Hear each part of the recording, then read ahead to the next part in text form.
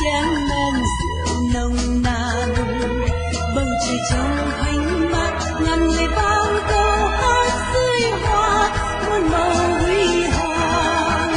Có ai biết chăng chuyện tình cờ, có ai đoán đâu nào mà ngờ, chuyện thần tiên giây phút chìm dần trong mây khói vẫn vương tâm hồn trong mơ.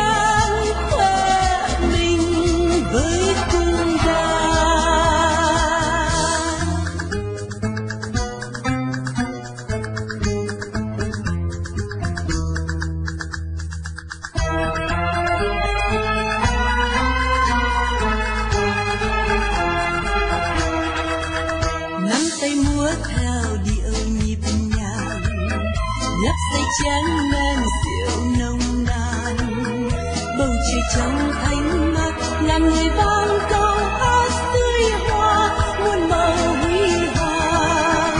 Có ai biết chăng chuyện tình cờ, có ai đoán đâu nào mà ngờ, chuyện thần tiên giây phút chìm dần trong mây khói vẫn vương tâm hồn trong mơ.